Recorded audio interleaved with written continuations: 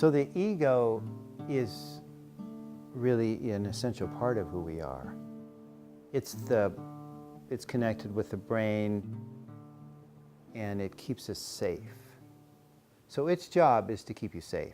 Not only from the semi that's coming down 101 as you're walking over to the beach, so it doesn't get you, but it's also to keep you safe from imagined things, like the fear of whatever you're afraid of.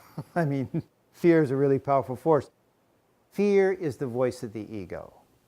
The ego runs us and controls us by keeping us afraid.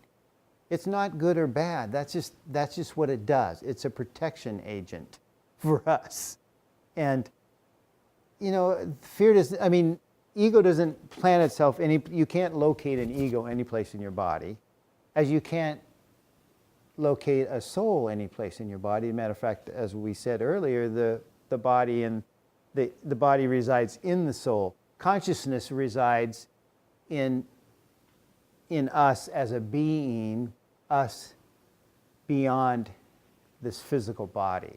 That's how I would say that. The heart is probably the physical manifestation to some degree of the energy of the soul. I just made that up right now. I don't know. I mean, it's something like that. The soul, because I guess you would say that the heart expresses the soul, because the soul is compassion and caring towards self and to the world, because it has that broader perspective that knows we're all one. All of us on this planet share this oneness.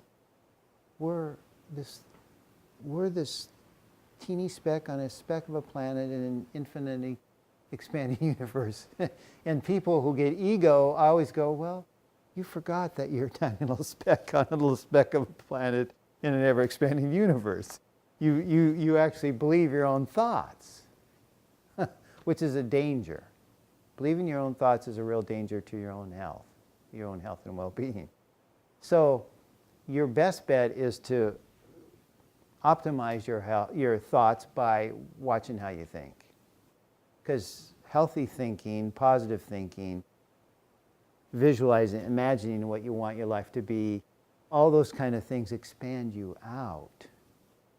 But if you think, for me, and life sucks, like a lot of people say, then that's what it's going to be. And congratulations, you're an expert at creating the life that you want. I've said that to clients. I said, wow, you are a master manifester of a really crappy life. And I chuckle a little bit, and they usually get it. They usually can step back and laugh too. Yeah, I'm really good at that.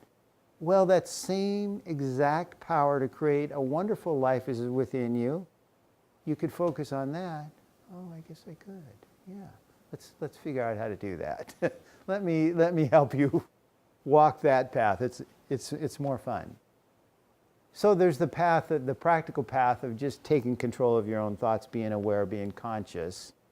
And then what can you do to expand beyond that? Well, you can expand beyond that simply by being present and tuning into that your higher self, your intuition, your big mind, whatever you want to call it, your heart, because your heart's wired directly to that. As you tune into those aspects of yourself, you open up endless possibilities. You can move past the old beliefs. I mean, all of us, everybody I've ever known, even if their parents were saints, got programming that isn't working for them, or were taught beliefs that isn't working for them. So we have to unlock those pathways that they've closed down. We have to open up to, well, I could be this. I could actually follow and find my own greatness and my own genius. I don't have to live in the small story that my parents told me.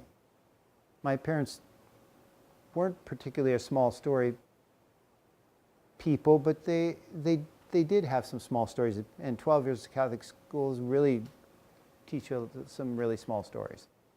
So, but as you recognize that that's not true, then you can step away from it. Any belief you can change like that. For example, I think of chocolate. chocolate used to be considered unhealthy for you. Now dark chocolate is good for you. So I changed that belief really quick.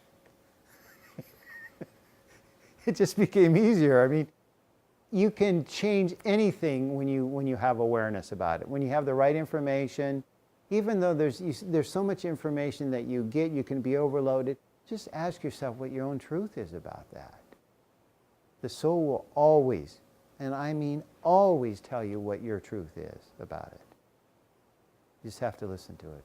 Write it down, sit down, have a conversation with it. Drive down the road and turn your radio off or your headset and listen to what your soul has to say. They'll even tell you to get to where you need to go without getting around traffic or whatever it needs to do. I mean, there's like an internal guidance system that's really not internal, because it's really more, huge guidance system within you that extends through time, not only your past, but what's happening next. It can know wonderful things like that, and you just have to plug into it. So I really am about helping people expand. I'm helping people get in touch with their soul's voice, shrinking the ego voice, shrinking the inner critic, because their jobs are really minor, and growing the soul's voice so that you could go out and go into the world and just be you in a huge, wonderful, magnificent, amazing way.